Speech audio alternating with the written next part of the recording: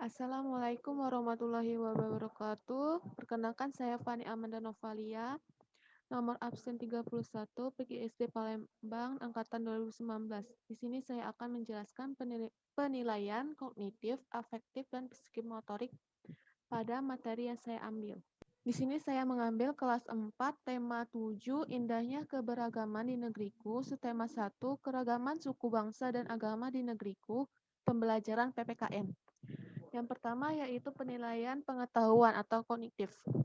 Prosedur penilaiannya yaitu mandiri, teknik penilaian, tes, bentuk penilaian, pengetahuan, instrumen penilaian pilihan ganda. Di sini saya mengambil 5 soal pilihan ganda di mana masing-masing soal memiliki skor dan bobot 20.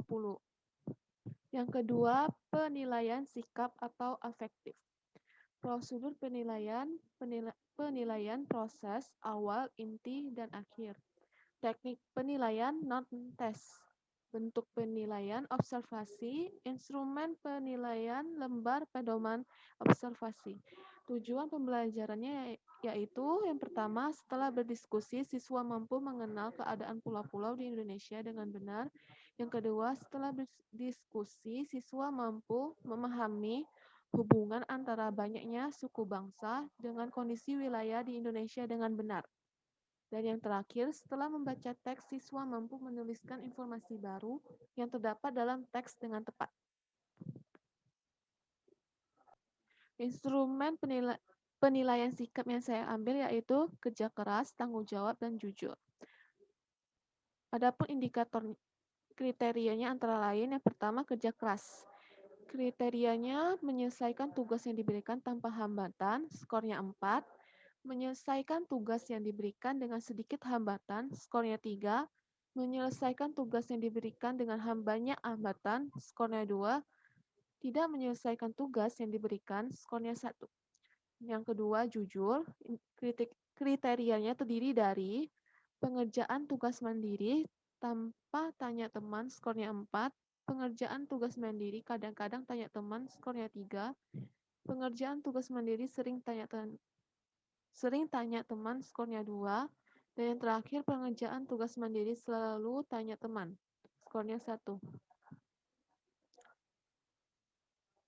Aspek terakhir yaitu tanggung jawab. Kriterianya terdiri dari berpartisipasi dalam pelaksanaan diskusi dan selalu menyumbangkan ide, skornya 4. Berpartisipasi dalam pelaksanaan diskusi namun jarang menyumbangkan ide, skornya 3.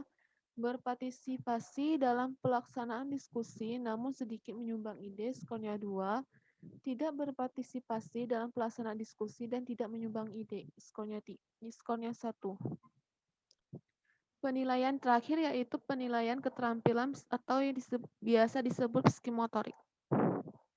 Prosedur penilaian yaitu proses, jenis penilaian, observasi atau diskusi, alat penilaian, instrumen atau rubrik. Di sini saya mengambil 2 aspek, yang pertama mendengarkan dan yang kedua rasa ingin tahu dan komunikatif. Pada aspek mendengarkan terdiri dari 4 kriteria. Yang pertama, selalu mendengarkan guru dan teman yang sedang berbicara.